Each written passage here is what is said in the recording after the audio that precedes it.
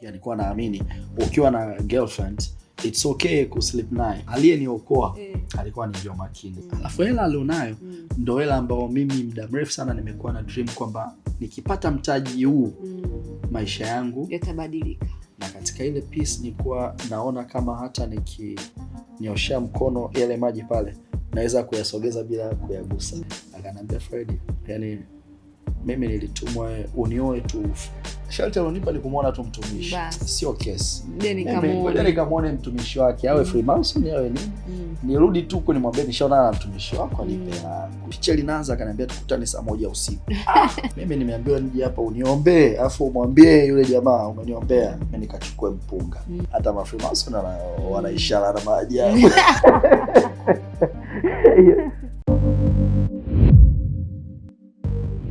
Shalom, shalom, shalom, shalom. Karibuni kwenye kipindi chetu kipya kabisa kutoka kwenye madhabahu hii. Najua waga tuna vipindi vingi, tunarusha neno la matumaini, lakini hichi cha leo ni exclusive. Honestly, nimekaa na hii mimba ya Roho Mtakatifu for maybe 3 years or 2 years. Sitaki kuizaa. And Holy Spirit have been pushing me like this baby should come out. I thank God. Siku ya leo kipindi kipya kimezaliwa na kinaitwa Matukio ya Mshindi, aka Chronicles of Overcomers. Kipindi basi hichi kitajumuisha washindi wote, wale wote ambao wamewahi kupita kwenye changamoto, situation, wakashindana na wakashinda. Tutawaita hapa, watatuambia ushuhuda wao ambao utatutia nguvu, utatu-encourage, utatufundisha njia za Mungu, na kwa pamoja tunaweza tukamfahamu Mungu zaidi. Na nisiwapotezie muda, leo nina mgeni ambaye he's so special, very good friend of mine, my brother, a real soldier of Christ, kingdom influencer, kingdom financier. I know everybody out there mnawanda huyu mtu ambaye ninamhype ni nani. Stay tuned. Kama nilivyosema, a real soldier of Christ in this kingdom, my brother Fred. Karibu sana Fred. Amen. Glory to God. Glory to God. Fred, nikiangalia siku ya leo, nakumbuka siku ya kwanza tumekutana. Do you remember? Yes. Mimi na Fred tulikutana Nairobi, Kenya. Yes, na katika Rema Feast. Rema Feast. Yeah. Yes. Ile siku ulinipa ushuhuda wako na nikakwambia it was 3 years ago maybe. Nikwambia ndani yangu kuna kipindi nataka kukianzisha kinahusiana na watu kushuhudia. Yes. Kwa natamani kweli uwe mgeni wangu. Can you imagine? Mungu ameiona hiyo siku na ametupa nafasi ya wewe kuja kutoa ushuhuda wako. Ninakushukuru sana sana Fred.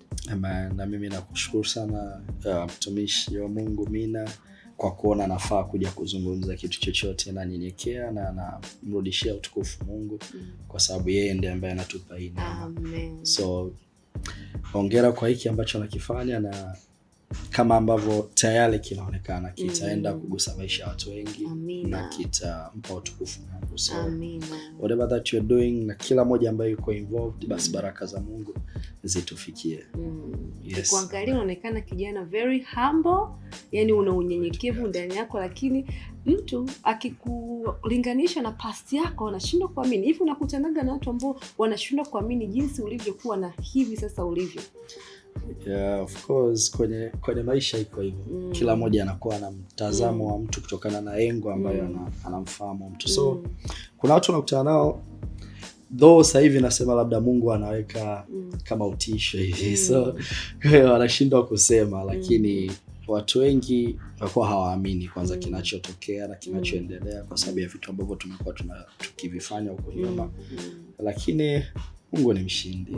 So yeye mwenyewe anatupa neema. Wengine tukizungumza nao wanaelewa, wengine pengine hawaelewi pale, lakini hicho kitu kinaendelea kujirudia huko kwenye maisha yao kwa muda wao ambao Mungu amepanga, basi wataelewa. Ila kwa wale wengine ambao kuna watu walikuwa wamekuja hata for instance sehemu ambao tunaabudu, walikuwa wamekuja kuangalia kama huyu jamaa kweli anamaanisha au anatutania hapa. Lakini katika kuja kufanya hivyo Mungu akakutana nao na wakaokoka pia. Wow. So glory to God. Amina. Labda watu wanajiuliza what is it about Fred? Yeye alikupo ni nani mpaka mimi na unatutishia amani kwamba watu labda wanamuona kama hajabadilika, wana doubt wokovu wake. Labda yeye mwenyewe nimpe nafasi atuelezee Freddy alikuwa ni mtu wa aina gani kabla hajaja kwenye ufalme wa Mungu. Maana nimetoka kusema unaonekana kijana mnyenyekevu, man of gospel, lakini hebu tueleze wewe mwenyewe kwa maneno yako kwamba wewe Freddy ulikuwa ni nani kabla ya kuingia kwenye wokovu. Wow. Amen. Ni swali gumu na zito na pana kwa sababu kwa ajili ya utukufu wa Mungu. Amen. Of course sisi kama vijana wengi tunakuwa ni watafutaji. Yes. So katika utafutaji, katika vile ambavyo wanavifanya vinaweza kukufikisha maeneo fulani, kukutanisha na watu fulani. Ndio. So Fred, the former Fred alikuwa ni mtu ambaye anafanya entertainment, anafanya events. Na alikuwa kwa neema ya Mungu niseme alikuwa anafanya events katika level kubwa kidogo. Yeah, so pia kwa na deal na management ya secular music artist. Yes, lakini na when you talk about the industry ya entertainment, yes, ya kidunia, muziki ya kidunia na matamasha ya kimuziki ya kidunia, among watu waliokuwa wanafanya vizuri, basi na Fred naye alikuwa. Na unataja tamasha lako kubwa ambalo umewahi kuandaa hapa Tanzania ilikuwa ni tamasha gani? Matamasha yalikuwa ni mengi, lakini moja ambalo lilitupa connections na watu wengi ilikuwa ni Instagram parties. Yes, wow. Nakumbuka Instagram party ilikuwa ina trend sana. Enzizo nipo O level au advance. Yes, ilikuwa ni big issue huku Dar es Salaam na mikoani. Nadhani mlikuwa mnazunguka na mikoani. Yeah, tulikuwa tunafanya ni tour sehemu mbalimbali Tanzania, hasa na wasanii. Yes, unazunguka na wasanii na people of influence. Yes. Something about Instagram party. Nadhani Mungu alikuwa anawatafuta watu wake kwenye Instagram party. Kama sikosei, kuna watu tayari walikuwa ni big secular musicians. Kuna mmoja hapo ameokoka. Kama unafuatilia vizuri. Yeah, of course neema wokovu imewafikia baadhi ya watu. Yes, na wengine hawakuwa musicians lakini they were prominent figures kwenye whatever that they were doing na kwenye tasnia sasa hiyo ya muziki ya entertainment. Yes. Kuna wengine wamemfuata Yesu, wamemfuata Mungu. Kuna wengine ambao niko nao kanisani kabisa napoabudu. So tunamtukuza na kumshukuru Mungu kwa kweli kwa kuzigusa nafsi zao. Yes. So Instagram party, Instagram party, Mwendokasi Festival. Yes, that was afikiri katika vitu ambavyo tulifanya vikubwa zaidi ilikuwa ni hiyo, kwa sababu ili include international artists. Wow. Na it was ndo ilikuwa ya budget kubwa zaidi. Yes. That's very good. Kwa ulikuwa unatumika powerfully kuandaa matukio ya kidunia. Sisi watu wa dunia nilikuwa natafuta hela. Sitaki kutumia lugha ngumu sana. Watu wanaweza kusema secular music ya kidunia, ile watu ambao wanaimbaga wanaserebuka. Unaelewa muziki ya kidunia, kisema muziki ya kidunia. Mnaelewa maana yake nini? Kwa uniseme wale wasanii wakubwa hapa Tanzania wote ulikuwa unafahamiana nao? Yeah, tumefanya kazi kipindi hicho na watu wote kuanzia kina Diamond Platnumz. Yes, watu ambao wanafanya vizuri huko. Yes. Kina Harmonize, Vanessa na Jux. Wait, my brother Fred. I was talking about Vanessa Mdee. Nimeona Vanessa Mdee ameokoka na ana influence watu kuingia kwenye ufalme wa Mungu. Ndio maana sasa ile nitakwambia kwamba tayari ufalme wa Mungu umeanza kupenya kwenye hizo nyanja za muziki ya kidunia na Mungu tayari anavuna roho nyingi. Mmoja wapo basi ni huyu hapa Freddy. Kwa wale ma big fish hapa Tanzania wote ulikuwa unafanya nao kazi. Yeah, kwa sababu unajua kwenye dunia kinachokupa nafasi ni talent. So when you are talented inakufungulia milango. Sasa milango inakufungulia kutokana na kile ulichokibeba. Unakutanishwa na watu ambao wanahitaji au mnaweza mka exchange something. So kwa neema ya Mungu tukakutana na au tuseme A-list yote ya artists wa Tanzania, East Africa, tuliweza kufanya nao kazi. Kutokana walikuwa wanapenda pia vitu ambavyo tulikuwa tunavifanya. Ilikuwa ni kampuni. Ilikuwa ni kampuni inaitwa Freakonic Ideas. Nafikiri watu watakuwa wanaikumbuka. Yes, lakini pia niongee kitu kimoja. Unajua kila moja anafanya anachokifanya kutokana na mahitaji alionayo kwa wakati huo. So hitaji kubwa la vijana ni kuendesha maisha. Na katika kuendesha maisha kinachokaa mbele yao ni wana uwezo gani au wana ajira gani ili kuweza kuendesha maisha. So unakuta zile talent ambazo ziko ndani yetu vijana tunapokuwa tunajitafuta ndio zina shape direction ya maisha.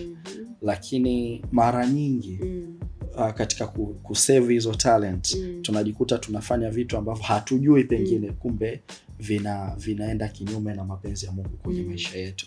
Lakini sisi tunakuwa very positive sababu tunatafuta mkate, tunatafuta kuishi. So katika hiyo safari Mungu kwa muda wake kila mmoja anamfikia na anazungumza naye na anamconvict kila mmoja kwa wakati wake. Mimi unataka kuniambia kwamba kufanya tu kazi kwenye mazingira kama hayo haikuwa sahihi kwako? Au kuna vitu vingine ambavyo ulikuwa unafanya vitu gani ambavyo unaona havikuwa sahihi? Unataka kuniambia sasa hivi watu wote ambao wanafanya kazi kwenye media ambazo sio za Kikristo wa resign, waache, au shida sana ilikopo ni nini, Fred? No, unajua everything has a spirit behind it. So kila kazi ina roho nyuma yake. Kama sio Roho Mtakatifu ni roho nyingine. So the spirit behind what I was doing haikuwa roho ya Mungu. So kama haikuwa roho ya Mungu manake ina involve vitu vingi sana ambavyo nilikuwa nafanya kama kijana lakini kumbe ni so vizuri kwa nafsi yangu au so vizuri mbele za Mungu wangu. Like when you talk about entertainment, I'm sorry to say this, like you're talking about ladies, you're talking about starehe za kila namna, you're talking about kuweka pesa mbele more than anything. Kuliko utu wako. So you do anything to get the attention, to get money, to get the ladies, a lot of things. So hivyo vitu katika maisha ya kawaida watu wanaona ni poa tu, lakini kumbe wanasema vinaharibu nafsi zetu na vinaharibu makusudi ya Mungu katika maisha yetu. So katika kuendelea kujitafuta basi Mungu anapiga hodi naye. Nimejifunza kitu very powerful. Yani kila kitu kumbe kina roho nyuma yake ambayo ndo kama engine ambayo inaipa nguvu hicho kitu kuendelea. Fred ametufundisha kama sio Roho Mtakatifu basi ni roho mchafu au pepo, shetani. Tunajua kwamba na kila roho anakuja na vitu vyake. Kama ukiwa na Roho Mtakatifu kuna characters ambazo utazimanifest, lakini ukiwa na roho ambaye sio mtakatifu kuna vitu atahitaji uvimanifest. Hasira, mambo ya pombe, bangi, wanawake na vitu kama hivyo. So unataka kuniambia vote ulijihusisha navyo, Fred? Yeah, tumefanya vitu vingi vizito kwenye haya maisha. Lakini neno Mungu linasema kwenye Wakorintho wa pili nafikiri 5:17 inasema tazama mtu akiwa ndani ya Kristo amekuwa kiumbe kipya, ya kale yamepita. Yes. Lakini pia ulipokuwa unazungumzia kuhusiana na roho ambayo inakuwa at work kwenye maisha ya mtu, kuna tunaita cross cutting scripture au kuna scripture imedrop wa Galatia 5 sura ile ya 5 inaeleza kuhusiana na vitu vya mwili na vitu vya roho. Yeah, so anasema hivi, lakini nitaanza juu kidogo. Basi nasema enendeni kwa roho, hamtazitimiza kamwe tamaa za mwili. Kwa sababu mwili hutamani ukishindana na roho, na roho kushindana na mwili. Kwa maana hizi zimepingana hata hamwezi kufanya mnayoyataka. Lakini mkiongozwa na roho hampo chini ya sheria.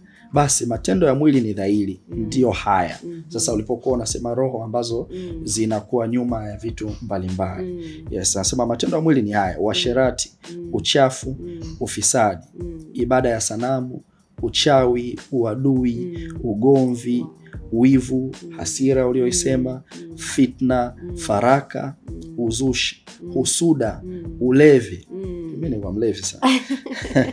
Ulafi na mambo yanayofanana na hayo. Katika hayo nawaambia mapema, kama nilivyokwisha kuambia, ya kwamba watu watendao mambo ya jinsi hiyo hawataurithi ufalme wa Mungu. Lakini upande wa pili sasa, tunda la Roho ile roho ambayo ipo nyuma ya huduma hii na huduma nyinginezo. Amen. Sasa tunda la Roho ni upendo, furaha, amani, uvumilivu, utu wema, fadhili, uaminifu, upole, kiasi. Juu ya mambo kama hayo hakuna sheria. So kwa kawaida tu kabisa, mtu yoyote ambaye anapata muda wa kutafakari maisha anaweza akaona kwamba dunia imejawa na vitu gani na ni vitu gani watu wanavifanya sana.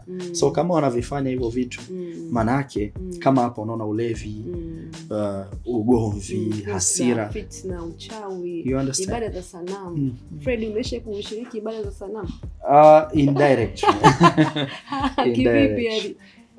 Kwa sababu wanasema sanamu ni kitu chochote ambacho kinachukua nafasi ya Mungu kwenye maisha yako. So kuna sometimes tulikuwa pengine tunahangaikia vitu fulani, for instance pesa, ambao tumeiweka mbele kuliko kitu chochote, kuabudu Mungu. You understand? So pale indirectly you worshiping.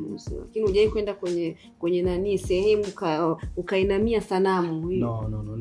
Labda hizo ni religious practices sasa za watu wengine, lakini ile kia kichawi hiyo tutoe. Hapana, huko tukufika. Umesema kwamba ulikuwa mlevi mzuri sana. Nilikuwa mlevi, nilikuwa mzinzi, nilikuwa vitu vingi ambavyo sio. Mchawi sijai kufanya uchawi. Yeah, lakini nilikuwa nimezungukwa na watu ambao najua wanaweza kaenda kwa mganga. Ili event iende lazima tufanye mambo. No, sisi hatukuwahi kufanya vitu kwa kutegemea uchawi, lakini sasa ndio hii kuja kujua baadaye. Nitakupa story moja. Kuna rafiki yangu moja naomba nimtaje, na namwombea sana Mungu aweze kutumika katika kusudi lake. Nilikuwa nafanya kazi na Weusi kama meneja Weusi, Joe Makini. So siku moja tulikuwa tumeenda kwenye show sehemu. Tulikuwa tumetoka kupata hasara huko mjini, then tukasema tukatafute hela Singida huko. Tukawa tumewekeza pesa na kila kitu kwa kinaenda vizuri sana. Tukasema hapa tutapata hela nzuri na nyingi. So wiki nzima vitu vinaenda vizuri. On the day of event, huwezi amini, kuja wingu na mvua ya ajabu. Yaani muda ambao mtu inabidi akakae getini. You understand? Sasa huo muda kati mtu anaenda kukaa getini, imekuja hiyo mvua. Tulikuwa hoteli fulani pale Regents Hotel pale Singida. Kuna mtu alikuwa anasafisha pool. Sasa mimi nikawa kidogo naanza kupanic. Sasa tumetoka kupata hasara mjini. Huko inabidi tupate hela. Hii mvua vipi? Jamaa akaniambia, "Kaka, usiogope. Anaambia sio 20,000 au 30,000, una 20,000 hapo." Kaambia, ipo vipi? Akaniambia, "Wewe nipe." Nikampa. Huwezi amini. Akaenda tu hapo nyuma, sio akafanyaje, mvua ikakata, jua likawaka kama lote. In a minute. True story. No, wow. Yani sina haja ya kudanganya. Ile kitu tukafanya tukapata hela. Weusi walijua story hiyo, lakini wale Weusi walijua hiyo story. Weusi sasa ndo story iko hapo. Tena by the way, sio hasara mjini tu. Pale Singida. Show tulifanya usiku. Ikanyesha mvua, tukapata hela kidogo. So tuka tumebakizwa na mwenye hoteli the Regents. Tuandae kitu kingine kama meet and greet na nini, watu hadi wakutane na msanii. Hiyo siku sasa ndo asubuhi, mchana tunataka kwanza, mvua ndo ikaja. Ilipokuja ndo huyu jamaa akasolve. Alivyo solve akaniambia, "Do you want to know more?" Yaani nataka nikufundishe vitu vidogo tu, mambo ya mila na utamaduni. Wow, kwa hiyo kwenda kuwasalimia wazee wa jiji. No, sisi hatukwenda huko. Sasa aliyeniokoa alikuwa ni Joe Makini. You can't believe this. Akaniambia, "Fred, bwana, huyu mtu hastaki kukuambia sijui ujue zaidi na nini." Maana ulikuwa umeshakuwa na shauku. Yeah, unajua umetoka kupoteza hela nyingi, alafu like you can do anything to kuweza kurecover pesa ambayo umepoteza. So mimi nikawa interested. Nisema hivi vitu vinatusumbuaga, nikaanza kukumbuka na events za Dar es Salaam za wapi ambazo tulikuwa tunapoteza hela sababu ya mvua. Sasa kama kuna watu wanaweza kucommand mvua alafu nimempa 30, imagine. It's not much. You understand? Lakini nitakuja kukupa ubaya pia wa ile hela unapotoa madhabahu inayoenda nafsi yako. Ni vitu ni vingi. Lakini by then hujui chochote. So Joh Makini akaingilia katikati, kijana usisukuliwe. Akaniambia, Freddy, mdogo wangu, maisha ya bwana, uchawi unaanzaga hivi hivi. Leo utamwambia nizuilie mvua. Kesho utamwambia niletee watu. Kwa baadaye utajikuta umeingia kwenye njia sio. So shout out to Joh Makini kwa ni man of God, lakini no, hajaokoka. Yaani ni mtumishi wa Mungu ambaye bado Mungu anaendelea kumtafuta. Kaka Joh Makini, tunakupenda, tunakuombea na tunakusubiri kwenye ufalme wetu. Amina. So swali moja tu kwako kaka Freddy, kwamba hichi kitu ambacho ulikuwa unakifanya ulivyokuwa una grow up ukiwa mdogo, ndio kitu ambacho uliona kwamba unakuja kukifanya, unatamani kuingia kwenye tasnia ya muziki hiyo na kuandaa matamasha ya kidunia, au kulikuwa kuna kitu kingine? Sema tu basi mambo yalitokea. Unajua haikuwa very clear, lakini unajikuta tu uko involved kwenye organize vitu, hasa ukiwa sekondari, shule, planning hivyo. Kwenda chuo pia. Chuo ndo hiki kitu kikainuka zaidi. Kaanza kuandaa events za pale chuoni. Pia watu wakimaliza labda let's say mitihani na nini, unaandaa gig hivyo. Nawapeleka watu club. Hivyo kuandaa event vya chuo. Nilisoma FM by the way. Na by then tulikuwa involved kwenye kuifanya Miss FM ile kubwa sana. Sasa ndio hivyo vitu vikawa vinachochewa humo. Na hela ulikuwa unapata kipindi? Ulikuwa unapata hela of course. Ziko ambazo unapata hela, ziko ambazo unapata sana. Lakini kwa kuwa tupo kwa chuo, ilikuwa unapata sana hela kwa sababu cost ambazo naingia ni ndogo. Kwa ukasema why not nisiendeleze career yangu, au ulianza kufanya kazi kidogo? Nilifanya kazi, mimi by profession ni banker. Nilianza kufanya kazi CRDB. Nilifanya kazi a year, nikaacha kwa sababu tulifanya event tukapiga hela nyingi sana. Unaona sitaki kuchelewa. Wala hii mishahara bwana inachelewesha. So tukajikuta tumeingia mtaani. Baada ya hayo yote, kitu gani kilikutokea ndio kikawa chanzo cha wewe ku give up kwenye maisha, ukasema bwana mimi haya maisha siyataki tena? Je, uliamka tu asubuhi ukaamua kuokoka, au nini hasa kilikutokea Freddy mpaka ukaokoka na sasa hivi wewe ni mtumishi wa Mungu, unatumika madhabahuni, unafanya kazi nyingi sana kwenye ufalme wa Mungu? Cha kwanza kiukweli ni neema ya Mungu. Na namshukuru sana Mungu kwa hii neema yake kunikuta. Sio kwamba niliamka tu siku moja nakumbuka ilikuwa ni mwaka 2018 kuingia 19. Nilianza kujiuliza maswali magumu about my existence katika haya maisha. Kwamba kwa nini na exist? Mungu ameniumba kwa ajili ya nini? Kwa nini nilifikia katika stage hiyo? Ni kwa sababu nilikuwa nimeshafanya vitu vingi sana, alafu nikawa nimeshakutana na hasara za kutosha. You understand? Ukilinganisha na ulichokipata, hasara ni nyingi sana. Hasara ni nyingi. Yaani kwa naona mbona nimefanya investments kubwa sana, like brand imeshakuwa kubwa. Uko nje watu watakuheshimu, lakini kiangalia reflection ya uhalisia wa maisha yangu ni vitu vile tofauti. So nikawa najiuliza maswali magumu sana. Na nikawa nataka nifanye vitu ambavyo vina impact. Sasa katika kujitafuta na kujiuliza maswali magumu, nilikuja kugundua kitu moja. Mimi napenda sana kusoma vitabu kwa neema ya Mungu. Nikasema kuna biashara nilikuwa nimeijua. Nikasema hii biashara itanisababisha nikae ndani muda mwingi. So nitafuta pia Mungu. Nijue kwenye hii Biblia kuna nini ambacho sikifahamu. Najua so nilipoanza kusoma Biblia ndipo conviction ikaanza. Kwanza nikakuta mbona neno la Mungu na vitu ambavyo mimi navifanya kwenye maisha yangu ni vitu vile tofauti. So ulianza na kitabu gani? Mwanzoni nilianza kusoma tu ile mwanzo, lakini nikaona sielewi. Nikaanza kusoma Injili. Kwa nikaanza na kitabu cha Mathayo. Na nilipofika sura ile ya 6 mstari wa 33 nasema bali utafuteni, shughulikieni kwanza na ufalme wa Mungu na matakwa yake, na hayo mengine yote mtazidishiwa. uwezi amini ile ndo life changing scripture yangu.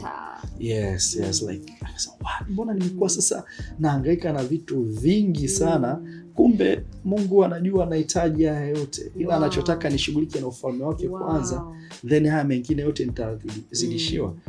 Ndo nikaanza kupenda zaidi. So kana soma, navosoma ni neema ya Mungu kwa mimi, hakunihubiria mtu. Ni hiyo nakaa nasoma. Kwa nikaweka ratiba kwamba kila siku asubuhi nitakuwa nasoma Biblia for ilikuwa nilianza na risali moja, baadaye ikafika 90 minutes. Kila siku nikaweka hiyo discipline na nikawa nasoma. Hata hivyo sielewi vizuri, naelewa, nasoma. So the more nasoma, nasema the interest of thy word brings light. Kwa kusoma Biblia ndivyo neno la Mungu likawa linaanza kushape new choices, new decisions za maisha. Kwa sababu sisi wanasema kila mtu yuko alivyo kwa vile ambavyo anavifahamu mpaka muda huo, kutokana na vitu aidha ambavyo anavisikia, malezi aliyopewa, mazingira aliyomzunguka. Sema ndo vile anavyovijua mtu ndivyo alivyo kwa wakati huo. So nilipoanza kusoma neno la Mungu, kuna vitu vipya vikaanza kuingia. Na nikaanza kugundua mbona neno miaka yote nilikuwa sijawahi kuona hivi ambavyo nachokiona. Like tafuteni kwanza ufalme wa Mungu na matakwa yake, mengine mtazidishiwa. Ufalme ndo nini tena? How? Like mimi mbona nilikuwa napambana sana. Na mpaka hapo haukuwa na mentor yoyote anayekufundisha? Sina mentor yoyote. So what happened? Mungu kwa neema yake mwenyewe kupitia Roho Mtakatifu, though by then kwa sielewi. Na kanisani hauendi? Kanisani mimi nilikuwa ni Broman. So nitakupa ushuhuda kuhusiana na hilo. What happened? Baada ya kuwa nasoma Biblia, nikakutana na application moja ambayo imebadilisha sana maisha yangu. Inaitwa YouVersion. That's the best app I can recommend to anyone. Kwa sababu ile mimi nilianza kuangalia na nini ambacho kinanisumbua. Kinachonisumbua na search pale kwenye plan. Then nafungua nakuta kuna story kama like kuna devotion, then kuna neno la Mungu, scriptures ambao unahusiana na hicho kitu ambacho nakitafuta. Nirudi nyuma kidogo. Nilipoanza kuitumia application ilikuwa hivi. Niliamua mpaka msukumo tukipita cha Kwaresma, nikasema let me fast for these 40 days. So nitafute uso wa Mungu lakini kinamna nyingine. So wakati na fast ndo nikaanza kutafuta how ni vitu gani niyo nafanya nikiwa na fast. Ndo kakutana na hiyo application. Nikawa inaingia hizo plans za fasting with purpose, sijui discover your life, hivyo. Inakupa program tofauti. Na kipindi hicho ulikuwa bado unafanya matamasha au umepumzika? Sasa huo ni mwaka 2018 ndo nilikuwa nimemaliza kufanya tamasha la mwisho, nafikiri in Love and Money ya kina Vanessa Mdee and Jukes. Yes. Baada ya pale kuna vitu vikatokea hapo katikati. So 2019 hii ilikuwa ni kama a new year resolution, kwamba I need to know who am I need to know why am I existing. So moja hapo ndio ikawa kusoma Biblia na nini. So hii inaongelea hapa imefika miezi ya 3 hapa. Mwaka unasonga. Tunaelekea Pasaka sasa. Ndio kipindi hicho sasa. So nikaanza fall in love na neno la Mungu. Nilikuwa nasoma Biblia lisali moja, nikaongeza mpaka lisali 1.5. Every day nikatengeneza hiyo discipline pia. Nikaanza kujua vitu vingi sana kwa level yangu kwa kipindi hicho. So umeniuliza kama nilikuwa naenda kanisani. Nilikuwa ni Roman Catholic.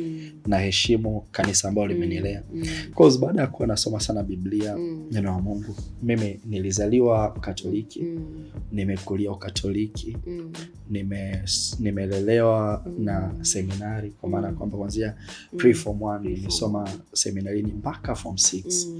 Na pia nilikuwa ni mhudhuriaji wa misa. Kila siku ukiwa unasoma seminari ni lazima shule zote za Kikatoliki tunahudhuria misa asubuhi, ni kila siku, sio ombi yani. Kila siku. So naelewa taratibu za Kikatoliki za nini. Na naheshimu kwa msingi ambao walikuwa wametupa ya hofu ya Mungu at least. Unajua kuna vitu ambavyo hata kwenye kazi zetu kuna wengine walikuwa wanaweza kufanya, mimi kwa siwezi kufanya kwa sababu ya huo msingi wa hofu.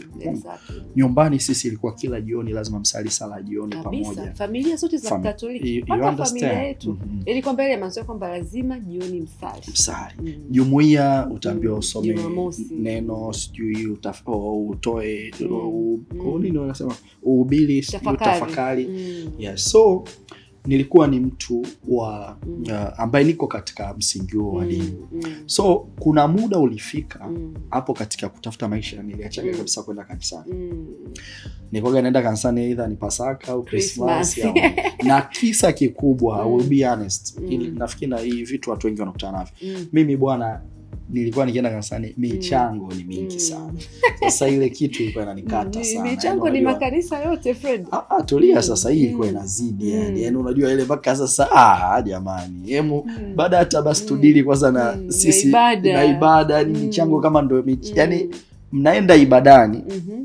Michango inabidi iwe ni kasehemu, lakini inakuwa inaonekana tunaenda kwenye michango afu ibada ni kasehemu. Nikasema nitazunguka Dar es Salaam mzima kutafuta kanisa ambalo moyo wangu utapata amani. Kwa nini?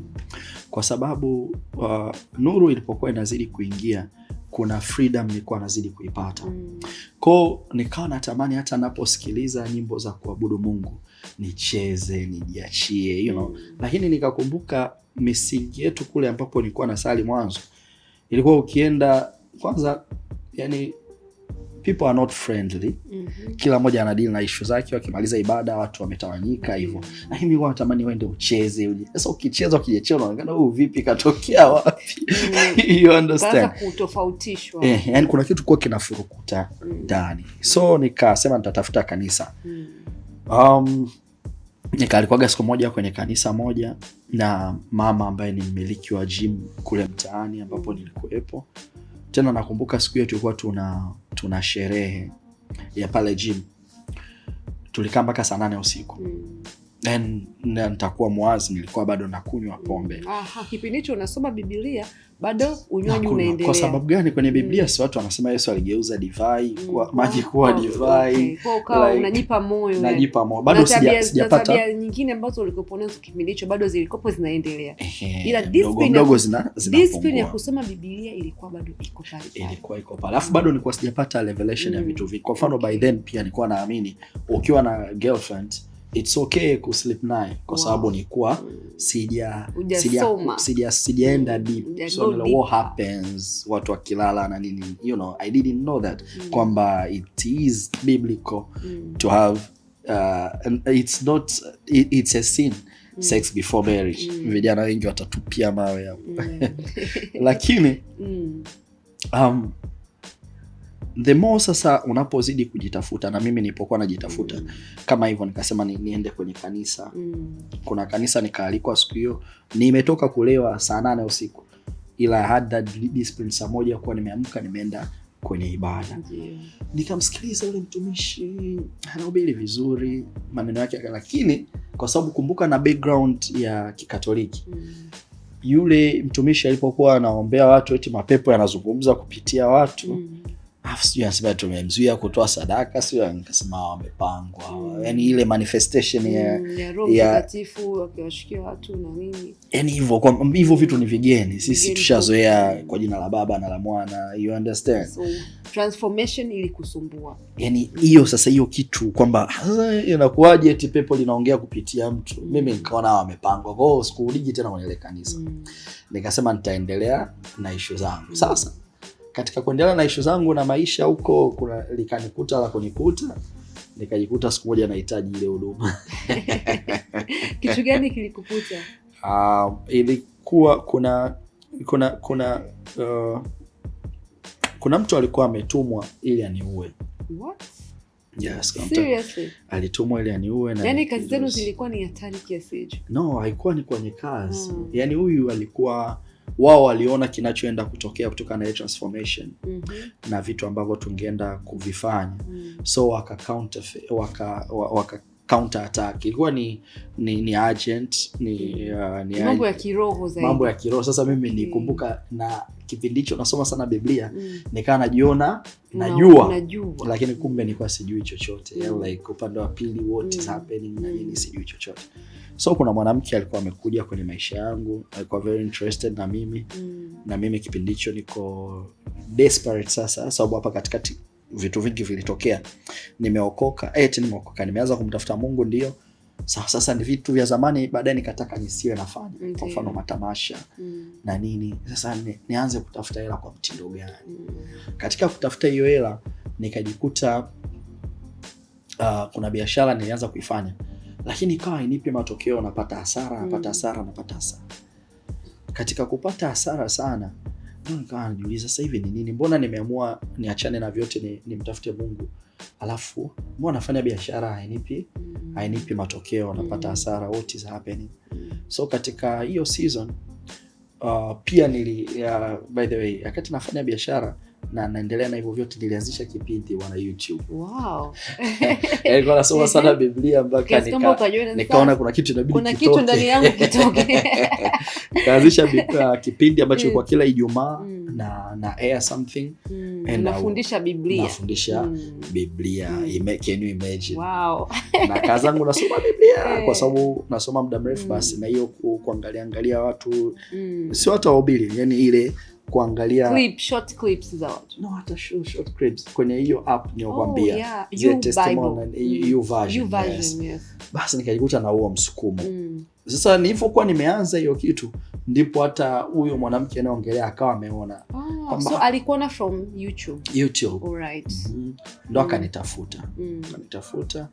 Ni anyway, I don't want to disclose her ID kwa sababu she's still alive out there. Lakini ni mtu ambaye alikuwa tunafahamiana zamani sana, tukapoteana muda mrefu. Kwa akanitafuta, akaanza ile unafanya kitu kizuri, unafundisha neno la Mungu, mtumishi nini unajua. Alafu kuna siku akansurprise, kwanza akanitumia 100,000 rafiki yangu. Wow, sadaka hiyo. Akaniambia sadaka, mbona sina shida ya hela. Unafanya kazi nzuri, naomba utumishi nili. Wow. Unapata hela bila kuomba. Yes, lakini alikuwa anajua anachokifanya. So yule mwanamke tukawa karibu, baadaye mimi nikapata matatizo ya kiuchumi. Nilipopata matatizo ya kiuchumi nikawa natafuta solution. Samani nikukatisha, umepata matatizo ya kiuchumi kwa sababu umestop zile biashara zako ambazo umegundua hazimpi Mungu utukufu. Kuna biashara nimeanza sasa ikawa imekula resources nyingi. Na zile biashara nyingine umeshaacha au zinaendelea? Zile nyingine za kidunia zote nilistop. Okay. Yani nilipata tule msukumo ambao bwana sitaki tena kufanya hivi vitu. Let me pursue the new me. So umeanza maisha mapya. Na una biashara nyingine. Naanza biashara. Na tayari una kipindi cha YouTube unafundisha watu neno. Na huyu mwanamke ambaye unatuambia ni agent ameshaingia kwenye maisha yako. Ndo alikuja sasa hapo akati naendelea na haya. Na anataka kuintervene kwamba umepitia kipindi kigumu cha uchumi. Yeye alikuja, yani nakumbuka the story is very long, lakini kwenye hiyo biashara nilikuwa nafanya niliuza nyumba ikaenda, niliuza magari mawili yakateketea. So nikakopa pia kwa watu marafiki wa jirani. Ile langeingizwa ni biashara ikafa. Yani haikuleta matunda. Biashara gani hiyo Fred? Tutafika hapo. Kwa hiyo nilipokuwa desperate natafuta namna gani nawalipa watu na namna gani naondokana na hii issue. Sababu nyumba nilouza ilikuwa ni nyumba ya familia, by the way. Oh my God. Nyumba ya familia. Ulikuwa una signature ya kuuza nyumba ya familia? Sasa hiyo story ni ndefu. Yani story ya siku nyingine. That story for another. Story ya siku nyingine, lakini ulifanikiwa kuuza nyumba ya familia. Haikuleta mgogoro katikati yako na familia yako? Katika kujaribu kuzuia huo mgogoro ndio huyu mwanamke akawa ameingia, akawa anajaribu kuoffer solutions. Akaja akanionyesha siku hiyo nilikuwa nauza gari tena, kabla sijauza gari la mwisho yes. Nilikuwa nauza ile gari, nikamtumia picha sababu alikuwa anafanya kazi shirika moja la Kimarekani. They are good people. they are well off. Kwa nikamwambia nitafutie hapo ofisini kwenu mtu nauza hii gari. Nilipomtumia nauza gari akanitumia receipt ya fixed deposit ambayo alikuwa nayo bank. Akaniambia Freddy, I have this money in my account, we can think of business. Imagine mimi na shida natafuta hela paka unafikia hatua ya kuuza nyumba za familia na uza gari, umeelewa? Na hiyo gari nilikuwa nauza milioni 24. Kwa you can imagine it's a good car. It's a good car. Yeah, na niambia Freddy, mimi I have this money in my account, we can think of business. Alafu hela alionayo ndio hela ambayo mimi muda mrefu sana nimekuwa na dream kwamba nikipata mtaji huu maisha yangu yatabadilika. Na sio tu yatabadilika. I had plans like nataka nianze kufanya events za kimungu na nini, lakini hii itakuwa ni kuleta kile kilichokuwa nakifanya lakini tunakibadilisha. You understand? Okay. So nikawa kuna hela nilikuwa naitafuta. Nataka nimsaidie Mungu kazi. Nataka kumsaidia Mungu kazi yake. You understand? Ndio mtazamo nilokuwa nao kipindi hicho. So ana hiyo amount ambayo unahitaji ndo anayo kwenye account. Anasema ameweka fixed deposit, ilikuwa ina expire mwezi wa 8, hapo tuko mwezi wa 3. Bado miezi 5. Wa pili si wa 3. Lakini unaweza ukaikata. So kaambia anyway, wewe Mungu atakufunulia kitu cha kufanya. Mimi ninatafuta mteja wa gari. Nikauza ile gari. Nikachukua hela. Kwanza niliuza kwa bei ya hasara. Nikachukua hela nikatia kwenye biashara ikapotea. Kwa madeni yako pale pale. Gari haipo, nyumba haipo. Afu watu wameanza sasa kunikazia. Wanataka vyao. Sasa nikakumbuka yule mwanamke. Mwenye mtaji wake ile slip ambayo miezi imeshasogea. Siku kadhaa tu. Okay. Siku kadhaa. Kwa hiyo ikabidi nimuite, nikamwambia ukweli, nikamweleza na dream yangu na vision yangu kuhusiana na ninachotaka ukifanya. Sababu na yeye huyo mwanamke alikuwa ni mtu ambaye anasema anampenda Mungu. Okay. So nikasema niwe free naye. Na hatuko ni mahusiano, ni mshikaji wangu. Yes, basi kuna terms zake akazileta, akaniambia Freddy, kama unataka nikupe hela nioe. Yes, so to cut the story short, huyu mwanamke ndiye aliyenifanya sasa ni mtafute Mungu zaidi kwa sababu alikuja, kuna issue ilitokea. Hivyo tokea issue ikabidi nimpeleke kanisani. Kule kanisa la ambao nilikasemaga watu wanapangwa, watu wana manifest mapepo na ukaona sio kitu cha kawaida. So issue zangu hizo.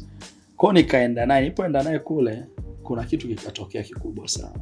Usiku wake kwa mara ya kwanza experience Mungu katika viwango tofauti sana. Kwa maana encounter au kutembelewa na uweza wa Mungu kwa njia za kimiujiza au tuseme kwa njia ambazo sio za kikawaida. Njia sio ya kawaida. Ulipata ndoto au ulipata kitu gani? No, ilikuwa ni very real. Nilikuwa nimelala, ilikuwa mida ya saa 6. Nimejilaza kitandani. Then ghafla ikashuka nguvu ajabu ikawa inapita kwenye mwili wangu. Ndio. Like of course kama umeme hivi kwanza. Then baadaye nikaanza kujisikia hali ambayo sijawahi kuisikia kamwe. And like naitamani ile hali. Nilikuwa kuna peace moja ya ajabu. Na katika ile peace nilikuwa naona kama hata nikinyoshia mkono yale maji pale naweza kuyasogeza bila kuyagusa. Wow. Yeah, like the presence of Holy Spirit and whatever that was happening, I couldn't see but I was feeling what is happening. So ile kitu akati inaendelea, I was like, what is this? Unajua and utamani hiyo kitu ikate. Wakati inaendelea akanipigia simu yule mwanamke. Wakati ananipigia simu nikasikia ndani record. kurekodi mazungumzo. Ile rekodi ninayo mpaka leo, siku moja nitawasikilizisha. Kwa hiyo it means podcast yetu itakuwa na part 2 Fred. Utuambie kiunaga ubaga, yani kuanzia mwanzo mpaka mwisho, na huyu mwanamke ambaye wewe umemuita agent. Yani utatuambia story kwa story, line kwa line. So right. Wakati yani huo uwepo unaendelea, na huyu mwanamke amenipigia simu. Akaniambia, Fred, I want to tell you the truth. Niambia, okay, what truth? Na hapo bado unajisikia hiyo hali ya peace, umeme. Nataka nikwambie ukweli bwana Fred, kiukweli mimi sio kama ambavyo unanijua au unanichukulia. Mimi nilikuwa nimetumwa kwa kazi maalum. Sasa mimi nashangaa, wewe unaongelea kitu gani? Akaniambia, Fred, yani mimi nilitumwa unioe tu ufe. Nikamwambia, what? Yani how? Ila sasa cha ajabu, si kuogopa. Yani like nilikuwa calm. Kwa hiyo akaniambia, bwana, unajua, ndakaanza kuniambia, unajua kwenye ulimwengu wa roho kuna giza na nuru. So upande wa giza, kwenye kitu kizuri cha nuru kinapotaka kutokea, na wenyewe wanaandaa, wanajua, so they see. Kwa hiyo wanaandaa. Yesu alipozaliwa kuna watu walijua. Na wale watu hawakuwa Wakristo, hawakuwa Mafarisayo, hawakuwa wanasoma Biblia, lakini wakaona nyota, wakakwambia nyota hii ni ya kifalme. So kwa hiyo kuna vitu vilikuwa vimepangwa ili wewe usifanye hicho ambacho Mungu anataka ufanye kizuiwe. Kwa hiyo nikawa nimetumwa mimi, sababu nilikuwa najua kwamba utakuwa na shida ya hela, na utakapokuwa na shida ya hela utakuwa huna mlango wa kutokea, na mimi ndo nitakuwa solution yako. Lakini mshukuru sana Mungu kwa sababu kuna namna amefanya ili jambo lilikuwa gumu sana. Sio kama walivyotarajia. Kwa hiyo nakaanza kuniambia vitu vingi, kanambia yeye ni nani, kwamba yeye huko she is a queen, sijui nini. Yani Fred, haya mambo ni real. Wewe ndo nasikia hapo kwenye simu. Rekodi nipo. Nasikia hapo kwenye simu ananiambia kwamba ana nguvu gani. Mfano ananiambia anaweza akatoka nyumbani akaa anaenda samaki, kabla hajaenda anajua nitakutana na mtu amevaa hivi na hivi, nitafanya hivi na hivi, nitalala naye, yani nitakamata kitu fulani. Yani akaanza kuelezea siri. Umeona vitu mbalimbali. Okay. Sasa wakati anaelezea ndo na mimi sasa naanza kureflect maisha yangu, nasema I thought I know God but I know nothing. You understand? Kind of point of return kwamba ikaku break down, ukajiona bado hujui Mungu, chochote na sijui chochote kuhusu ulimwengu wa roho. So from that day, kesho yake ukawa mpole. Nikaenda kanisani. Kwenye hilo kanisa hilo. Ambapo unasema ulikuwa hauwaelewi. Siwaelewi. Yani nikaenda pale nikajicommit, nikaokoka. Ukaokokea hapo. Pale ilikuwa ni kama mara ya pili. Lakini ya kwanza ilikuwa sijielewi. Ila hiyo yani ile willing kabisa. Na unajua unachokifanya. Na afu nikajicommit, nikajiunga na utendakazi. Yani nikasema sasa mimi maisha yangu ni yani lazima nijifunze. Yani nataka nijue hii ulimwengu wa roho una vitu gani. Tumeingia kwenye jambo jipya. Tunataka kufahamu ufalme wa roho. Na madeni bado yanakusumbua hapo Fred. Na madeni bado yanakusumbua. Yani wewe unaokoka, madeni hayaokoki. Hamna muujiza ambao uliupokea kwamba wale watu ambao walikuwa wanakuja wakakupigia simu tumekusamehe. Sasa tulia. Hapo sasa ndo nimeamua kwamba mimi kanisani sana, alafu ndo ilikuwa kipindi cha corona. Mimi kiukweli sijawahi kuvaa mask na sijawahi kuiogopa corona, sababu mtumishi ambaye tulikuwa naye hapo kanisani alipata ufunuo about what is corona spiritually, so akatutia imani.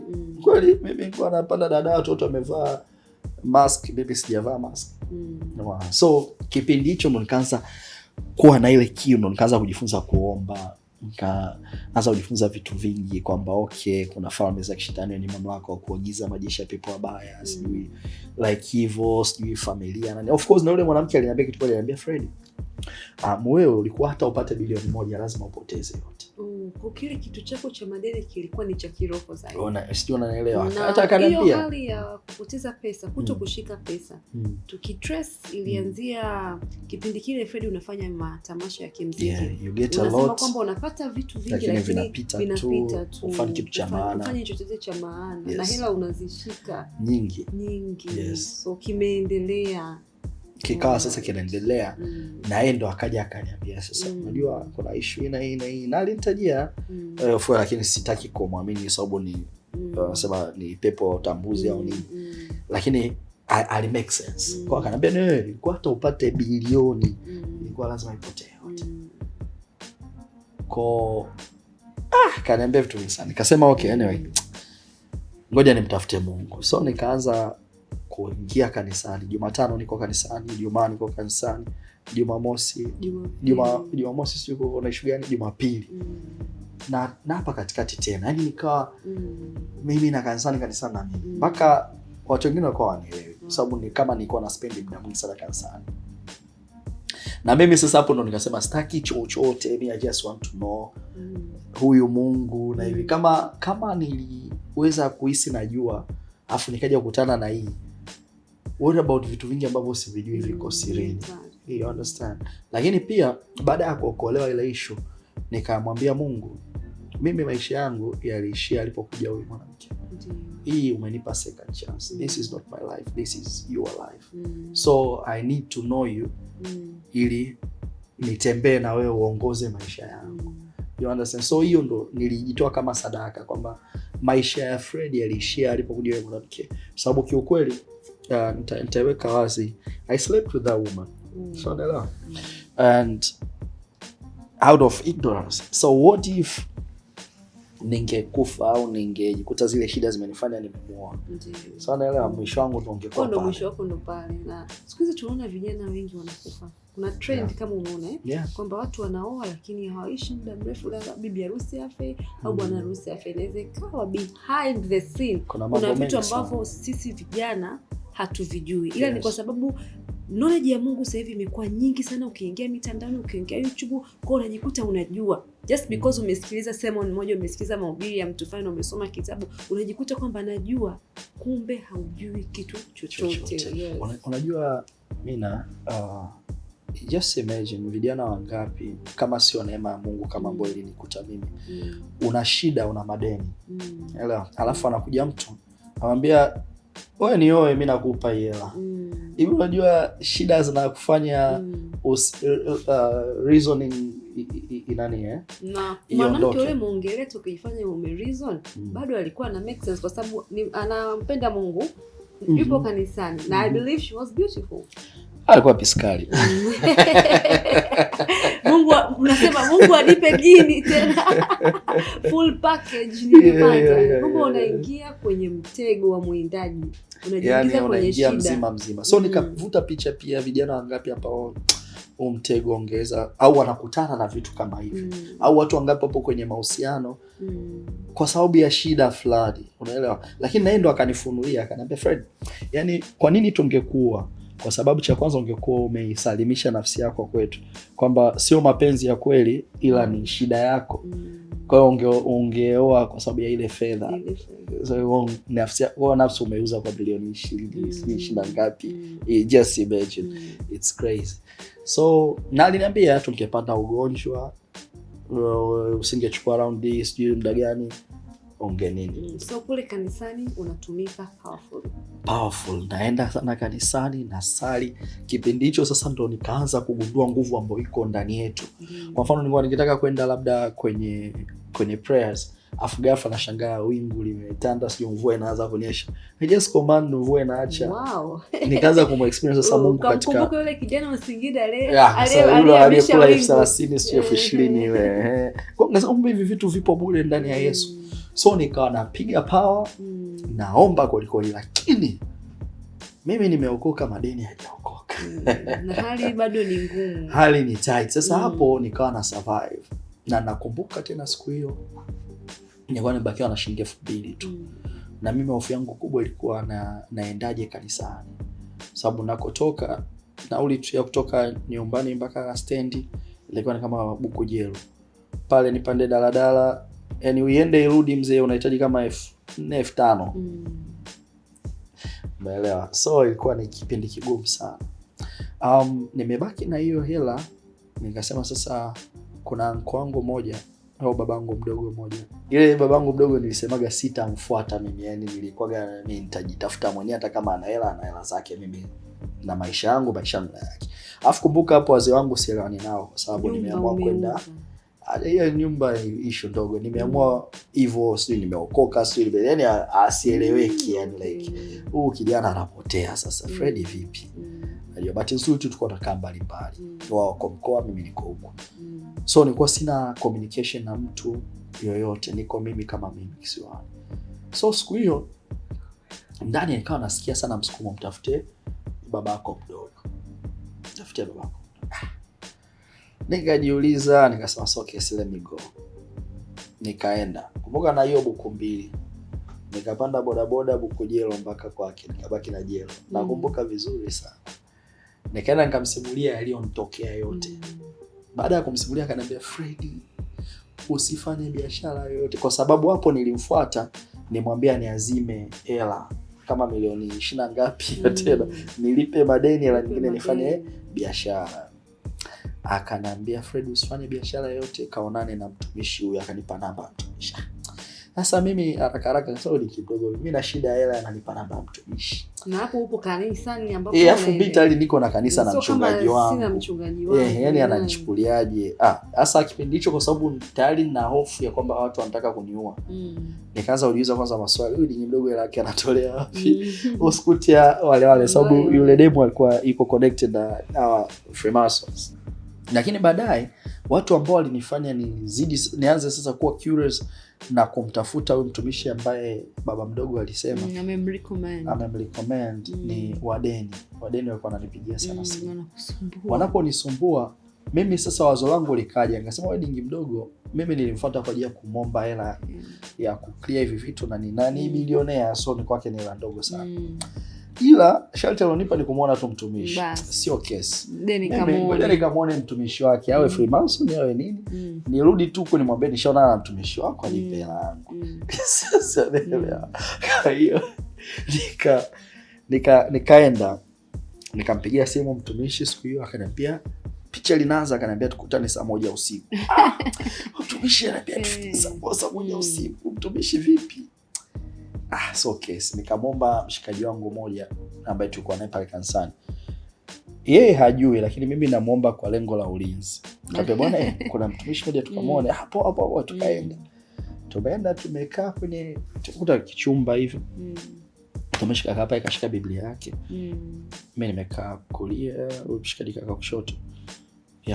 Mimi nikaa namwangalia tu. Muone nasema sasa sikiliza. Mimi nimeambiwa nije hapa uniombee, afu umwambie yule jamaa umeniombea. Mimi nikachukua mpunga. Jamaa anaanza kusoma neno pale. Ile anasoma neno tu mshikaji chini. Yaani limesomwa neno. Hata Freemason wana ishara na maajabu. Asinichote hapa. Akapiga injili pale, kaongeongea vitu. Mimi namwangalia tu. Akamaliza akasema maliza, mimi nikachukue hela. Akaniambia Jojo, amemaliza. Sasa wewe njoo kesho kutwa. Akaniambia nije siku nyingine. Style yani unachelewesha na babu, watu wanadai huko. Angesema so kesho kutwa sasa. Sikuja tena peke yangu. Nikaongeza tena watu wengine. Yani ulinzi uwe dhabiti zaidi. Basi amepiga neno pale, wenzangu wanafurahia. Ila mimi muone maliza, niombee, mwambie jamaa. Jamaa ananiambia wewe njoo siku fulani tena. Anakuforward yani ananiforward. Sawa, style gani hizi sasa? Mbona kupelekana mbele? Basi. Lakini vitu anavyohubiri, anavyoniambia kuna vitu vinaanza kunigusa. Vitu anavyoongea na wale watu pia. Actually ikawa imeenda hivyo, always amini. Ile wazo hata la kwenda kuchukua hela kwa mzee sijui likaondoka, alafu ikazaliwa wazo jipya. Na wazo jipya lilozaliwa lilikuwa ni wazo gani? Kwamba Siku moja mtumishi alisema tuandike vitu ambavyo tunataka Mungu atufanyie. Sasa mimi mtaani kwetu kulikuwa na rafiki yangu mmoja aliniomba nimpe wazo. Nikampa wazo la kufungua car wash. Tena nikampa mpaka location, nikamwambia nenda sehemu fulani. Lakini yeye akawa na sita. Sasa siku hiyo nikawaza pia mimi kwa aina ya biashara ambazo nafanya, lakini naomba niingizie kitu. Kuna special instruction pia nilikuwa nimepewa kwenye ile kanisa ambalo nilikuwa nasali. Kulikuwa kuna mchungaji mmoja ambaye ndo actually achana mchungaji kiongozi. Kuna mchungaji mwingine ambaye kwa rafiki yangu, lakini pia ndo ambaye aliniombea kwa mara ya kwanza. Siku nilioenda na yule mwanamke. So yule aliniambia Freddy, sikiliza mtumishi. Hivi vyote tunavyofanya vinakuwa vina maana kama unakosea sehemu moja. Anambia wewe uongee na mzee wako au na baba yako. Mtengeneza, Mungu anataka ufanye kitu kikubwa kwako, lakini baba yako mzazi. Jishushe kwa mzee wako. Ongea naye vizuri. Na ndo maana ya Ukristo na nini. Hata kama mlikwazana wewe, mrekebisha, kuna kitu Mungu anataka kufanya. Kwa nikafuata pia instructions. Kwa hiyo nikampigia simu mzee wangu, akashangaa sana. Akaniambia tukaongea vitu vingi. Sawa, tukawa at peace.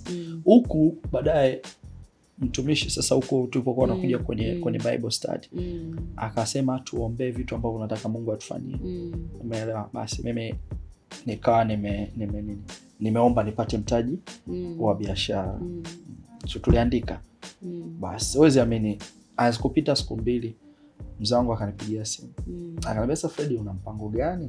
Kuna kitu gani ambacho unataka kufanya? Mimi nataka nikuwezeshe. Wow.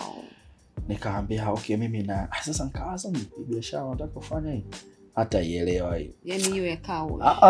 Nilikuwa na biashara yangu nyingine. Nikasema ngoja nimwambie biashara hii ya kaoshi hata ielewa. So nikamwambia biashara kaoshi. Nakumbuka alinipa mtaji wa kama milioni 18-20 hivi. Ndo biashara ya kaoshi kazaliwa sasa ya Excellence Kaoshi. Kwa nika hapo huku kidogo vitu vikaanza kunini, yale mawazo nilikuwa nayo mwanzo yakawa muondoka. Wadeni kuna ambao niliweza kuwapa kidogo. Wengine nikapata kibali. Yaani Mungu mwenyewe tu akafanya nikutane nao, nikazungumza nao. Sasa kwa nini uko usemi? You understand, like hivyo tu watu wana let go.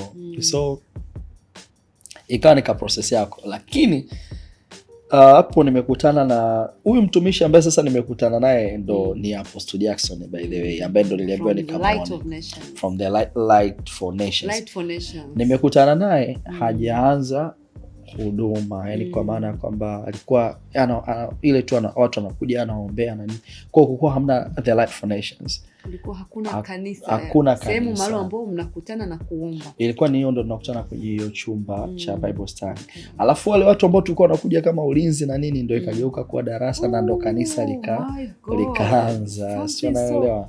Kwa hiyo nataka kuniambia kwamba wale watu ambao wewe ulikuwa unampelekea Apostle Jackson kama walinzi wako kwamba Apostle asikuteke au asikufanyie vitu vibaya vya Freemason, wakageuka kuwa members washirika wa kanisani pale, waanzilishi. Yes, Bible study scholars. Na mlianza kama Bible study. Baadaye chumba kile kikawa hakitoshi.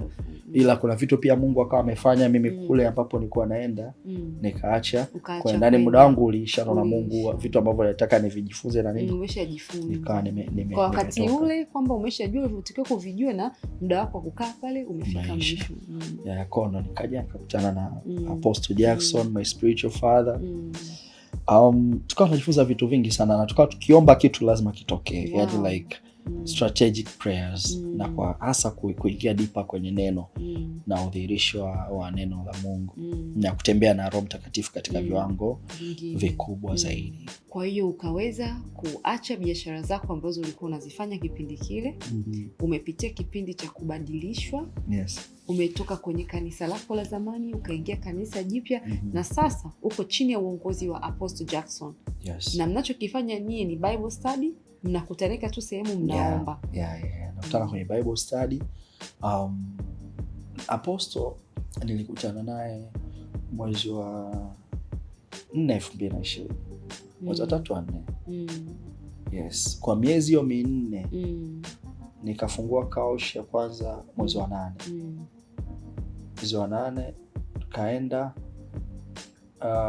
ikapita miezi 6. Ikipita miezi 6 mwezi wa 8 kama mwezi wa pili wa 4, si ndio? Mwezi wa 4 kwa neema ya Mungu kafungua Kaush ya pili. Lakini kipindi hicho nafanya hivyo, huku pia kanisa kile chumba kikawa ni kidogo, kwa watu hawatoshi. Kwa hiyo ikabidi tafute sehemu kubwa ambayo ni pale Mbezi Makonde. Yes, ambapo of course baadaye tukaja pia kutoka kwa uweza wa Mungu mwenyewe. Lakini sasa mimi kibiashara na kiuchumi nikaanza kuprosper sasa. Kwamba okay, kuna watu wengi wanasema ukiokoka ukinini sijui vitu vinakuwa ndio sio no. Mimi nilianza kumwona Mungu pia katika upande wa financial. Hela zikaanza kukaa mikononi kwako. Hela zinakaa kwa sababu pia ndo nikawa nimejifunza na principles kama hizo tithing, fungu la 10, kutoa sadaka, malimbuko. Na I will tell you this, the moment ambao nilikuwa sitoi fungu la 10, basi kuna kitu kitaharibika kule Kaush. Kuna yani mdudu alaya yuko real, sio unanielewa? Kwa hiyo nikajifunza obedience, na pia nikaja kugundua vitu vingi sana, namna ambavyo Mungu anatunza, anaheshimu neno lake na kutunza maagano yake. Kweli anatuongeza. Nilimu experience kwa kubwa, nikaenda kwa speed kubwa na kufungua branches nyingi. Ila baadaye pia sasa ndio hiyo, kuna vitu bado wanasema tunaua utu wa kale kila siku, we die every day. So kuna test ambayo ilikuja kutokea, nikashindwa kufaulu, nikapoteza ile biashara yote. That story for another time. Ila Mungu baadaye akarevive kwa namna nyingine. Ikazaliwa Excellence 360 sasa ya Karen, ambayo Excellence 360 inafanya vizuri sana. Nimeona umetumika kubeba watu wakubwa kwenye magari yako. Unatumika hata kwenye project ya Afcon kama siposei. Yes, tulifanya na watu wa CAF, tulifanya na yani tumeingia sehemu nyingi kwa kampeni. Umefanya kazi nzuri sana, nimeona. Yes. Hongera sana Freddy. Nashukuru sana. It's a win-win, kwamba it's not even a win-win. Umepoteza kwenye ufalme wa giza, lakini huku kwa Mungu una prosper, una amani. Yes. Mahusiano yako yamekaa vizuri. Wewe na baba mna mahusiano mazuri sasa hivi. Mazuri sana. Yes. So what about kuwa na girlfriend? Kule ulipokuwa ma girlfriend wako au maana ulisema ulikuwa unao? No, sijaikuwa na girlfriend. Au ulifanya yani nilikuwa muuni tu. Haukuwa na commitment na mtu yoyote? Sikuwa na commitment. Sikumbuki. Kwa hiyo haikuwa kazi kubwa sana ku transform kwamba yule girlfriend ambao ulikuwa okay, umesema haukuwa na commitment. So ulihama tu wewe kama wewe na vingine vyote uliviacha. Of course haiwi rahisi. Ni mchakato. Unajua hata hivi vitu tunapiga story, lakini ni vitu ambavyo vimechukua time. Transformation ina take time. Kwa sababu kama ninavyokuambia, mimi mwanzoni kuna baadhi ya vitu nilikuwa naona ni sawa, mfano kunywa asibi nini. Huko umeokoka. Nilikuwa naamini ni sawa. Lakini the more unavyozidi kumjua Mungu, kuna vitu vyenye unajitenga navyo. So unaelewa? Kuna ratiba, kuna marafiki utawaacha, kuna vitu utaviweka kushoto, you understand? So you mean kwamba hauwezi ukaokoka na maisha yako yakabaki kama haujaokoka. You understand? Kuna vitu utaviacha. Kuna marafiki utaachana nao. Kuna kazi itakubidi uachane nayo. Yes. Na kuna vitu ambavyo ulikuwa unavipenda, labda ni muziki, ni movie, utabidi uache. Ila kama nimekuelewa vizuri kaka Freddy, unamaanisha kwamba hiyo sio safari ya siku moja. Hawezi kuokoka leo na ukaacha hivyo vitu vyote ghafla. You understand? Yes. Kwa mfano mimi nampenda Apostle Jackson kwa sababu kitu kimoja. Sisi kanisani kwetu hata siku moja hutaambiwa kuhusiana na uvaaji. Kwa nini? Kwa sababu Roho Mtakatifu ni mwaminifu. Kama ukimruhusu akutengeneze au kufinyange, anaenda na wewe taratibu. You understand? Kuna kitu baadaye tutajua hii siwezi kuvaa. This is too revealing. This no, this is not proper to stand before the presence of God. Lakini hutoambiwa. You understand? So hata mimi kwenye maisha yangu vitu vingi ni vile kadri unavyozidi kumjua Mungu ndo ambavyo nikawa na viacha. Na ndo maana na pia napenda kuambia watu wengi, yani tafadhali mtu kwenye safari yake ya kumjua Mungu, don't tell him or her do this or don't do this. Kama Mungu amekwambia basi tumia hekima sana namna ya kuifikisha, kwa sababu hivyo ni vitu ambavyo pia adui anatumia kumtoa mtu weponi au kwenye track. You understand? Anaona wokovu ni mgumu. Masharti yanakuwa mengi. Anatumia offense. Kwa sababu mtu face na yeye anaona anampenda Mungu, lakini unapo face sababu kuna vitu bado havijatengenezwa ndani kwake, inaenda kama offense. Sasa ikiwa ni offense, rahisi sana kusema najua nini hawa watu bwana, wabaki na wokovu wao, na mimi nitabaki na Mungu wangu. Lakini kumbe ni deception, mtu anazidi kupotea. Kati ya vitu vyote ambavyo umetutajia, ulevi, uzinzi, kutafuta hela kwa njia ambazo sio sawa, kitu gani ambacho kilikupa shida sana kukiacha? Kitu ambacho kinipa shida, of course challenge mimi nilipata mimi nilikuwa napenda sana hela, yani big time, yani nilikuwa napenda kutafuta hela, so nilikuwa napenda sana hela. So kwenye issue ya kwenye utafutaji wa hela, hasa katika njia ambazo zimenyooka au honest, hiyo of course ilinipa shida kidogo, lakini Mungu alinisaidia nikaweza kuniambia kwamba pombe haikupa shida kuacha. Pombe mimi niliamua mwenyewe kuacha, kwa sababu ilikuwaga kila nikinywa pombe ni lazima nifanye tukio. Hapo itakugharimu. Awacha nigharimu. Sasa hii vitu niliacha kipindi hicho nasoma Biblia mwenyewe. You understand? Na wanawake hawakukupa shida kuacha? Hakunipa shida kwa sababu mimi wokovu wangu, kumbuka, umetokana na kutaka kuuliwa na mwanamke. Okay. So katika viumbe ambao nilikuwa naogopa sije nikajichanganya nikaingia tena kwenye shimo ambalo alinifanyia wepesi kwa namna zake. Alinifanyia wepesi kwa namna zake. Of course challenges zinakuja, wapo wadada wanakuja na agenda zao nyingine, au wengine wanakuja kwa nia njema. Moja ya vitu ambavyo vilikuwa ni challenge kwenye transformation au baada ya kuamua kwenda na maisha haya ni swala la doctrine adaptation, kwa sababu huduma nyingi au makanisa mengi ni makanisa ya deliverance. So kwenye makanisa ya deliverance mara nyingi inakuwa it's about kubomoa, kuvunja, kuharibu. You understand? Like ina create a certain kind of fear, kwa sababu unakuwa kama una deal na kupigana na giza zaidi, more than kujifunza na kumjua Mungu na kuwa na enough light ili sasa uweze hivyo, unasema let there be light that darkness cannot comprehend. You understand? Ukiwa na nuru, ukiwa na neno na right ways that even could pray with your scriptures, giza linakimbia, giza you understand, nuru inang'aa gizani ambao giza haliwezi.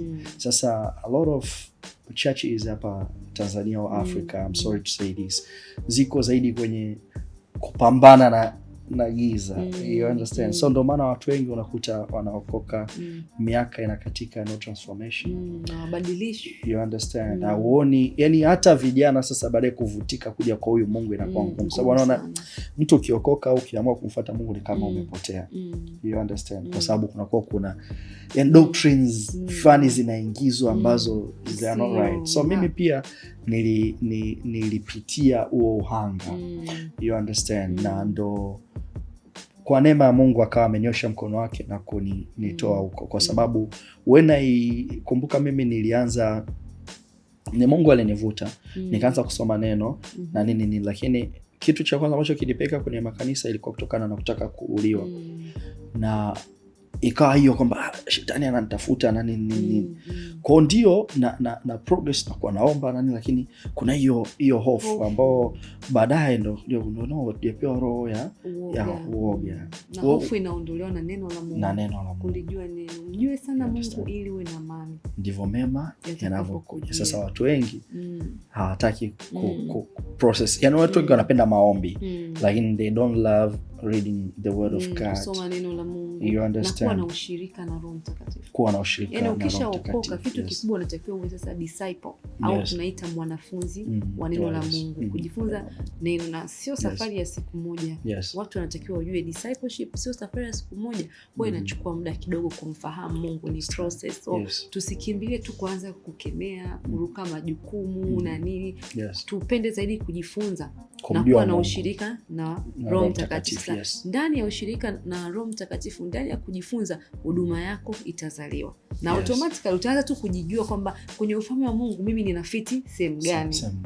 So Fred, naomba kwa kumalizia utuambie kitu kimoja. Je, past yako bado huaga inakusumbua au ina knock on your present time? Safari ya wokovu ni safari ambayo inaendelea mpaka siku ya mwisho, siku ambayo tutaondoka duniani. So kuna vitu ambavyo anyway, adui shetani haji kama dude la kutisha sijui nini. Anakuja kwenye our interest, anakuja kupitia watu wanaotuzunguka, anakuja kwenye nini. So past huwa inajaribu knock all the time. Utu wa kale, unajua. Utanok kwa njia mbalimbali na utanok sangine in a very convincing way, ili mradi tu uweze kukoneni. Mimi nitakupa mfano moja. Kuna siku nilikuwa nimetoka mahali, nimetoka kanisani actually. Nilikuwa nimetumia daladala that day. Nimeshuka ili nikapande daladala nyingine. Kwa kuna kaumbali natembea. Wakati natembea kwa kuna mwanamke mbele yangu. Very beautiful. Tukaenda. Sasa tumeenda. Mimi nikaanza kuingia mimi kwenye daladala. Nilipoingia hiyo daladala iko siti wazi. Yule mwanamke akaacha siti zote akaja kukaa nilipokaa mimi. You understand? And alipokaa kuna hali nikaanza kujisikia and I wasn't comfortable. You understand? Sasa nikaanza kutaka kujaribu ndani kwa ndani nianze kusema scriptures, nianze kupingana na hiyo. Yani kabisa nilikuwa na sense the spirits zizo kwake zinanitaka kunitorment. So naelewa. So what I did that day, ndo wasema ushirika na Roho Mtakatifu ni mzuri sana. Nilipojaribu kuleta scripture, yani nikaona bado it's not working. So what I did, nikamwambia Roho Mtakatifu nisaidie. Mimi I don't know what to do. Wow, powerful. You understand? The moment nimesema pale, atmosphere ikabadilika. The presence of God took over. So naelewa. Alafu sasa mimi nilikuwa na hizi chewing gum. Nikachukua nikaziombea. Sasa huyu kama alikuwa wamemtumia kuja kwa nani, sasa anaenda kuokoka. Kwa nikampatia. Yeye atajua na mwenye uko kichwa kumtokea. Lakini you can see how like it knocks but it's up to you sasa to answer the call or to face it. Shetani ni kama simba ungurumaye, anazunguka kuwatafuta ambao hawapo vizuri na Roho Mtakatifu. Huku wanajifanya wanasoma neno, wanaenda kanisani, na usipokuwa na ushirika na Roho Mtakatifu lazima shetani apite na wewe. That is very powerful. Shawishi viko pale siku zote. Wewe kuomba neema ya Mungu kuweza kuovercome. So Fred, umeshaandaa tamasha lolote la dini la upande huu wa Mungu tangu umeacha kuandaa matamasha? No, sijaandaa tamasha, lakini kuna program tulifanya ya Chosen Generation kwa ni idea ambayo Mungu alitupatia. And it's ni kama msingi wa vitu vikubwa ambavyo vitakuja kufuata. Yes. Kwa msaada wa Mungu tutafanya vitu vikubwa sana kama kule tuliweza kufanya katika level ile. Tena ile ni copy ya uhalisia ambao Mungu katuumba nao. Huku tutafanya vikubwa zaidi. Ila sasa hivi wanasema kuna muda watu wanaweza wakahisi umepotea au upo, lakini kumbe upo kwenye preparation. Na huku hatufanyi kwa sababu tunataka, tunaongozwa. Mungu amesema sasa hivi fanya. Muda utakapofika Mungu anataka tufanye. We're gonna do it. Lakini pia sasa hivi kwa mfano kwenye issues hizi ambazo zinahusiana na huduma hii, upande huu tupo na dada yetu anaitwa Neema. Tunafanya naye kazi, tumeanzisha kitu kinaitwa Vessels of Honor. Ukisoma kwenye kitabu, naomba nisome ile neno, I love this scripture. Ukisoma kwenye kitabu cha Timotheo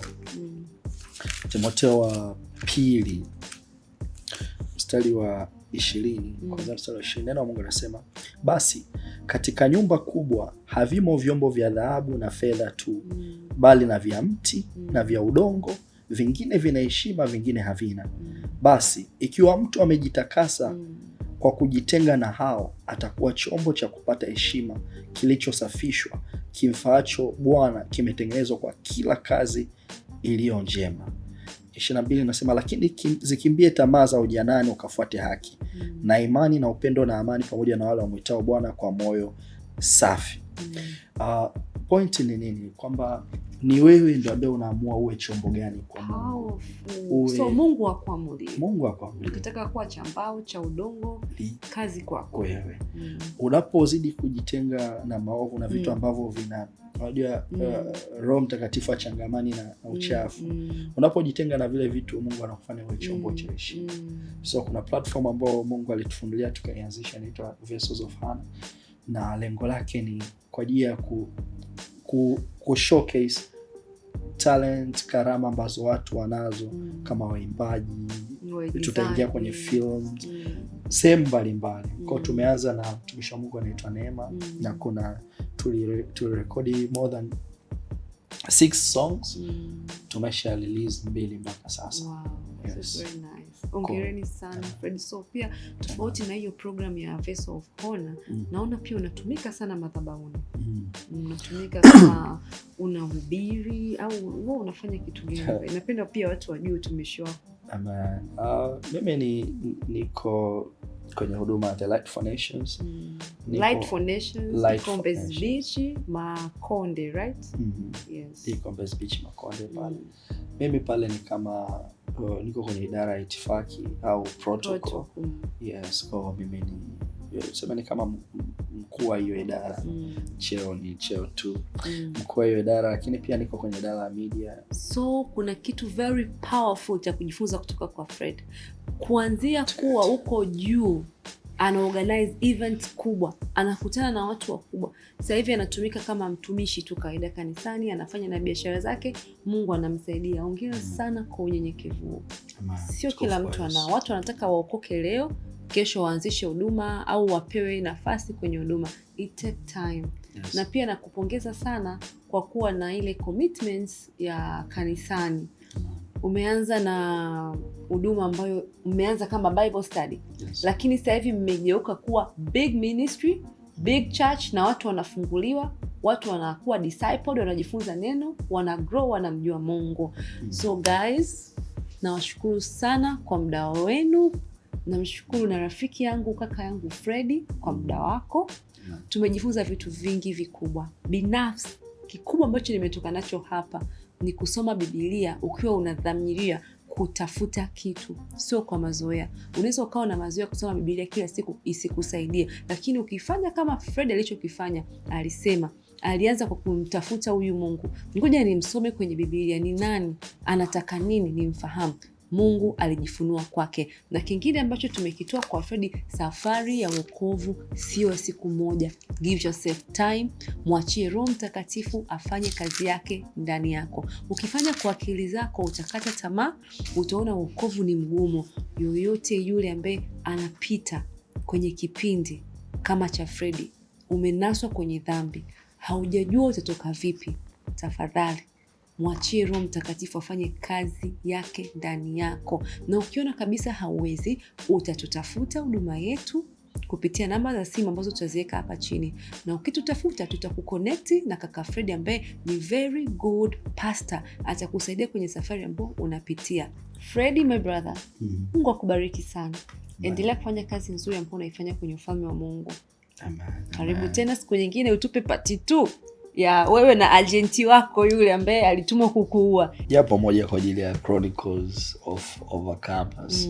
Mungu awabariki sana kwa initiative hii, hatua hii ambayo umeanza.